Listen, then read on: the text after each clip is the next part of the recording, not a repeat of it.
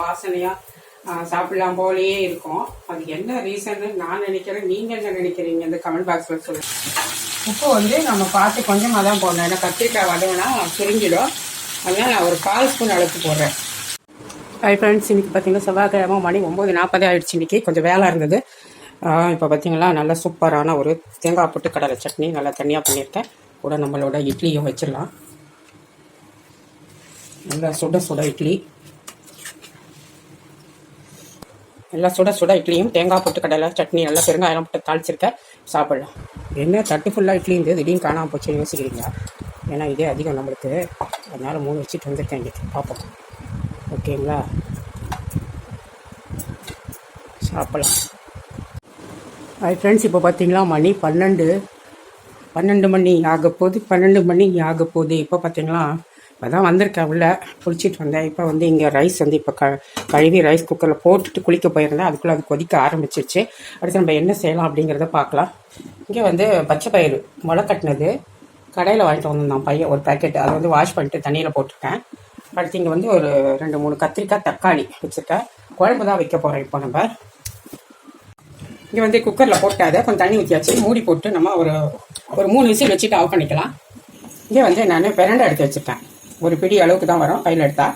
ஒரு 3 பல்லு பூண்டு, நல்லா புளி வந்து இந்த அளவுக்கு எடுத்து வச்சுருக்கேன். ஒரே ஒரு இடுக்கு கொத்தமல்லியும் கருவேப்பிலை.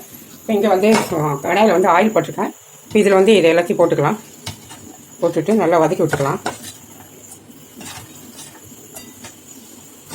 நல்லா வதங்கட்டும். இதே வந்து அதுக்குள்ளே நம்ம வந்து ஒரு பாதி முருங்கைக்காய் இருக்குது, அதை கட் பண்ணிக்கிட்டு கூடவே ஒரு 2 கத்திரிக்காயும் கட் பண்ணிக்கலாம். குழம்புக்கு நான் வந்து கத்திரிக்காய் போட்டு வைக்கலாம் தான் இருந்தேன். பட் வேண்டாம், முருங்கைக்காய் வேறு பாழாயிடும். அதனால் முருங்கைக்காவையும் போட்டு வச்சு விட்டுடலாம். கட் பண்ணிக்கலாம்.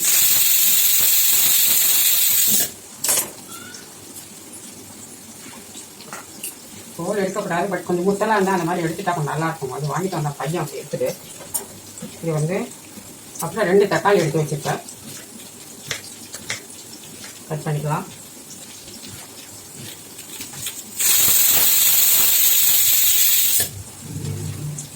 தக்காளி எப்பவுமே அந்த வேர் பாகத்தை கொஞ்சம் கட் பண்ணி எடுத்துருங்க. அது உடம்புக்கு நல்லது இல்லைன்னு சொல்கிறாங்க, அதனால எடுத்துருவோம். அடுத்து இங்கே வந்து 2 கத்திரிக்காய் தான் வச்சுருக்கேன். ரொம்ப வைக்கல, சும்மா ஒரு டேஸ்ட்டுக்கும். அந்த கத்திரிக்காவை நான் தான் சாப்பிடணும். இதை கட் பண்ணி வச்சுருவோம். இப்போ வந்து பச்சை பயிர் பார்த்தீங்கன்னா நல்லா ஒரு 3 விசிலுக்கு வந்துடுச்சு. நம்ம வந்து ஆஃப் பண்ணிக்கலாம் அதை. இப்போ பார்த்தீங்கன்னா அது நல்லாவே வதங்கிடுச்சு. இப்போ இது நான் இன்னொரு பொருள் சேர்க்க போகிறேன். அது என்னன்ற சொல்கிறேன்.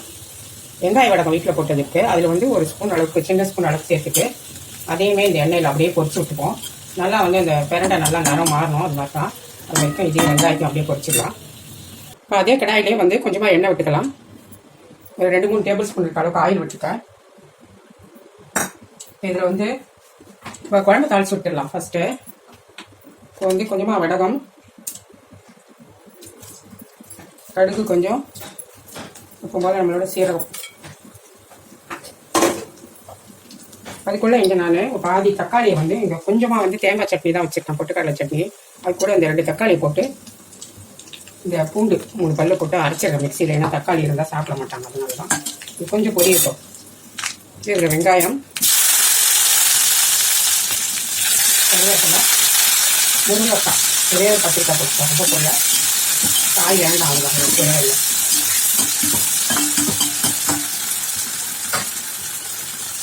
இது தேவையான உப்பு போட்டுக்கலாம். சின்ன ஸ்பூனில் ஒரு கல் உப்பு. இது கொஞ்சம் வதங்கட்டும். அதுக்கு நம்ம இந்த தக்காளி கொஞ்சம் அரைச்சிட்டு வந்துடலாம். அது வதங்கிறதுக்கும் தெரியாது. இந்த குழம்பு ருசிக்கணும்னா இது நல்லா வேகணும். பச்சை பயிறு நல்லாவே வெந்திருக்குது. இப்போ இந்த பக்கம் வதக்கிட்டு இருக்கிறோம். இங்கே வந்து இதுக்கு வந்து காரம் போட்டுக்கலாம். இப்போ வந்து குழம்பு மிளகாய் தூள் போடுறேன். இந்த ஸ்பூனில் போடுறேன். ஒரு ஸ்பூனு, இன்னும் ஒரு 1/2 ஸ்பூன். சின்ன ஸ்பூன், நார்மல் ஸ்பூனுன்னா ஒரு ஸ்பூன் ஃபுல்லாக போட்டுக்கோங்க. உப்பு நம்ம ஆல்ரெடி போட்டாச்சு. நான் மஞ்சள் தூள் எதுவுமே சேர்க்கலை, அதுலேயும் இருக்கும், அதனால் நான் போடலை. இது கொஞ்சம் வதக்கிட்டு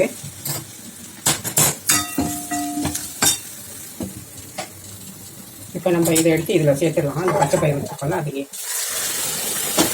அதுலேயும் மாற்றி சொல்லிட்டேன். ஓகே, இதில் போட்டு விட்டுருவோம். இங்கே வந்து இந்த முருங்கைக்காய் காயெல்லாம் சேர்ந்து வேகட்டும், மூடி வைக்கலாம். இங்கே வந்து ஒரு 4 கத்திரிக்காய் இருக்குது. அதை வந்து நம்ம நீளமாக மெல்லிசாக கட் பண்ணிக்கலாம். இது வந்து எதுக்குன்னு பார்த்தீங்கன்னா நம்ம கத்திரிக்காய் வதக்கல் தான் செய்ய போகிறோம். இந்த மாதிரி மெல்லிசாக அரைஞ்சிக்கோங்க. இது வந்து இந்த வேலூர் கத்திரிக்காய்னு சொல்லுவாங்க, அது கொஞ்சம் கெட்டியாக தான் இருக்கும்.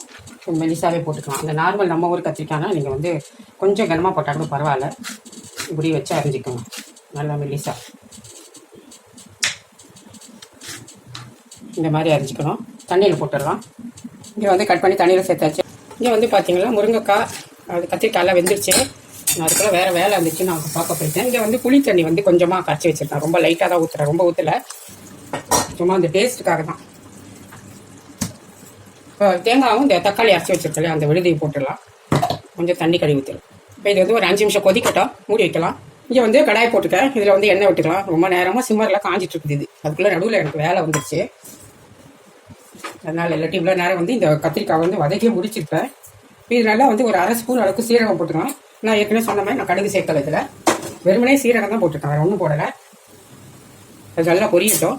அது கூட வந்து நல்லா கருவேப்பிலை போட்டு இதில் நம்ம இந்த கத்திரிக்காயெல்லாம் போட்டுக்கலாம்.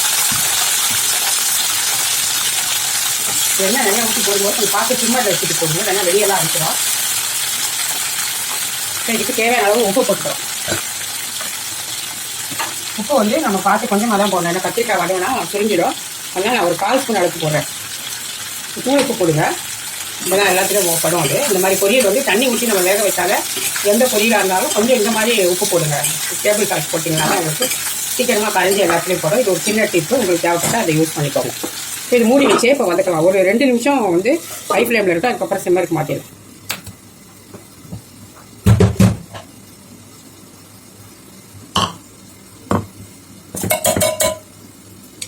உள்ளே போட்டாச்சு, அரைச்சிட்டு வந்துடலாம்.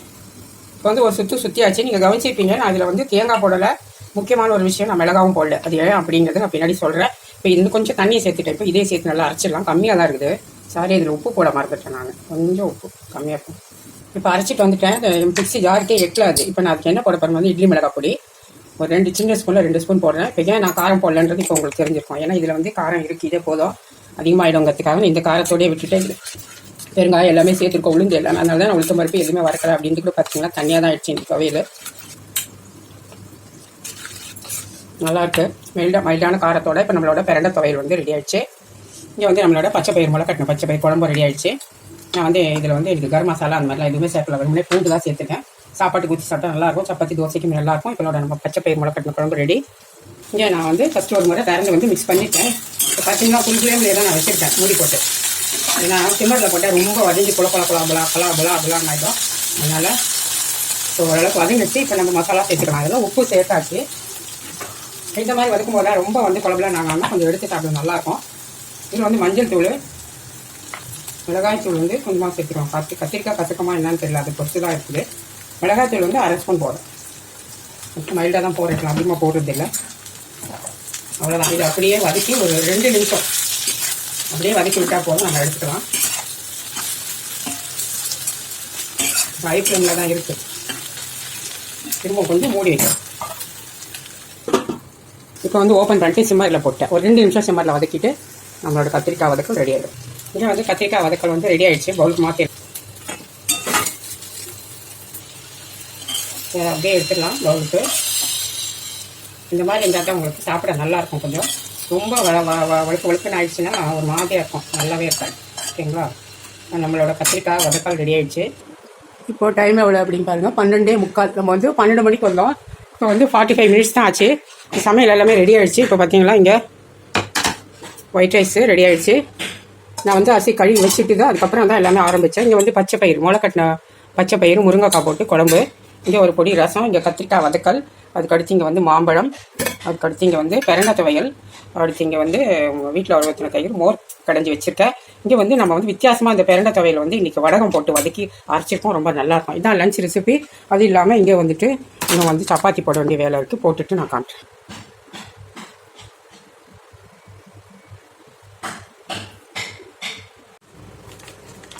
ஃப்ரெண்ட்ஸ், இப்போ வந்து நம்ம சப்பாத்தி மாவை வந்து திரட்டிக்கலாம். சப்பாத்தி மாவு வந்து எடுத்து வச்சா தான் எடுத்துக்கிறேன். திரட்டிட்டு நான் காட்டுறேன். ஒரு ஈஸி மெத்தடாக நான் வந்து மாவு பேசுறது சொல்லி கொடுத்துருக்கேன். அதே மாதிரி உங்களுக்கு சப்பாத்தி ரொம்ப ஈஸி மெத்தடில் எப்படி செய்யுது அப்படிங்கிறதே நான் சொல்கிறேன். பாருங்கள், இந்த மாதிரி உருண்டை எடுத்துக்கோங்க. எந்த சைஸ் வேணுமோ அந்த சைஸு. இப்போ வந்து நான் ஒரு 3 எடுத்துக்கிறேன். 3 உருண்டை எடுத்துட்டேன். இது வந்து நல்லா எப்பவும் போல் நம்ம உருட்டி எடுத்துக்கிட்டு சென்டரில் இப்படி ஒரு குழி, நம்ம வந்து பூரண கொழுக்கட்டை வைப்போம் பார்த்தீங்களா, அந்த மாதிரி இப்படி ஒரு குழி பண்ணிக்கணும். இதில் வந்து நம்ம நெய்யோ எண்ணெய் ஏதோ விட்டுக்கலாம். நான் வந்து இன்றைக்கி நெய் தான் கொஞ்சமாக தான் போடுறேன், ரொம்பலாம் இல்லை பாருங்கள், ஒரு 2 ட்ராப் அளவுக்கு தான் போடுறேன். இப்போ இதில் வந்து மாவு கீழே வந்து இது இருக்குது, இந்த மாதிரி இருக்குது பார்த்தீங்களா, இதுக்குள்ளே கொஞ்சம் அந்த குழிக்குள்ளேயே மாவு போட்டணும். போட்டுட்டு தெரியுதா பாருங்கள், இப்போ அப்படியே க்ளோஸ் பண்ண வேண்டியது தான். இப்படி வச்சு நம்ம கொழுக்கட்டைக்கு எப்படி க்ளோஸ் பண்ணுவோமோ பூரண கொழுக்கட்டைக்கு அதே மாதிரி நம்ம வச்சு இப்படி வச்சு க்ளோஸ் பண்ண வேண்டியது தான். க்ளோஸ் பண்ணிவிட்டு எப்பவும் போல் மாமூலாக விட்டுற மாதிரி அப்படியே தட்டிட்டு நீங்கள் வந்து திரட்ட வேண்டியது தான். இப்போ வந்து நீங்கள் மடித்து திரட்டுறதுக்கு பதில் இது ஈஸியான மெத்தட், இது ட்ரை பண்ணுங்கள் இந்த மாதிரி. அப்படி தான் நான் எல்லாத்தையும் திரட்டுறேன். இப்போ வந்து நம்ம சப்பாத்தியை போட்டுக்கலாம், ரொம்ப நேரமாக காயுது. இப்போ இன்னொரு டிப்ஸையும் நான் சொல்லிடுறேன். இதில் நேற்று வந்து இந்த மாவு வந்து நான் நேற்று பிசைஞ்சு வச்ச மாவு தான் இது, பட் லூஸாக கொஞ்சம் பிசைஞ்சிட்டேன். சரி எடுத்து வச்சுட்டேன், நேற்று கஷ்டப்பட்டு திரட்டிட்டு சுட்டுட்டு எடுத்து வச்சுட்டேன். பார்த்தீங்கன்னா ஃப்ரிட்ஜில் தான் வச்சுருந்தேன். இப்போ அதை வந்து நீங்கள் வந்து மறுநாள் வந்து எடுத்து சுடும்போது இந்த கொஞ்சம் இந்த ரொம்ப சாஃப்டாக இருந்துச்சு இல்லையா, திரட்ட முடியாமல், அது வந்து உங்களுக்கு கொஞ்சம் நல்லாவே திரட்ட முடியும். இந்த டிப்ஸ் என்னால் நீங்கள் யூஸ் பண்ணிக்கலாம்.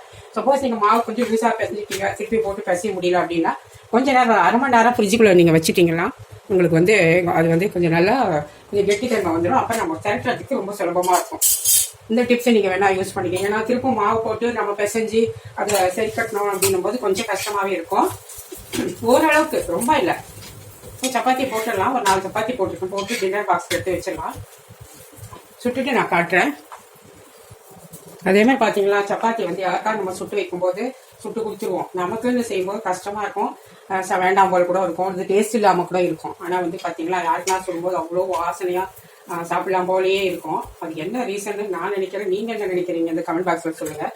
நான் நினைக்கிறேன் நம்மளே செய்து நம்மளே சாப்பிட்றதுனால நம்மளுக்கு அது எல்லாருக்கும் சுட்டுட்டு ஒரு கலப்பாயிடுதுன்னு நினைக்கிறேன். ஐயோ வேண்டாம் அப்படின்ற மாதிரி சில பேர் நினைக்கலாம். நான் அப்படி தான் கடைசியில் சாதம் சாப்பிட்டுக்கலாம் அப்படின்னு தான் ரொம்ப நாளாக நான் செய்வேன். எனக்கு நான் பண்ணிக்க மாட்டேன். ஆனால் யாருக்கா சுடும்போது பார்த்தீங்கன்னா அவ்வளோ ஒரு சாப்பிட்டா நல்லா இருக்கும் போலே இருக்கும். ஆனால் அப்போ சாப்பிடணும்னு தோணாதுன்னு பார்த்துக்கோங்க. ஏன்னா நம்ம செய்கிறோம்ல, இதே யாராவது சுட்டு கொடுத்தா கண்டிப்பாக சாப்பிடுவோம்னு நினைக்கிறேன். நான் அப்படி ஃபீல் பண்ணுறேன். நீங்கள் உங்களில் யார் இந்த மாதிரி ஃபீல் பண்ணுறீங்கிறத கண்டிப்பாக நீங்கள் கமெண்ட் பாக்ஸில் எனக்கு சொல்லுங்கள். சுட்டுடலாம். இங்கே வந்து சப்பாத்தியை நான் சுட்டுட்டேன். இது வந்து என் பொண்ணுக்கும் ஒரு 3 வந்து டின்னர் பாக்ஸுக்கு சுட்டாச்சு. இப்போ வந்து இன்னைக்கு பார்த்தீங்கன்னா பெரிய பாக்ஸை கொண்டாந்து வச்சுருக்கான், அந்த கையை எடுத்துட்டு போட்டோம். இதில் வந்து ஒரு 3 சப்பாத்தி எப்போ போல் வச்சுருவோம். 3க்கு மேலே அவர் சாப்பிட மாட்டார்.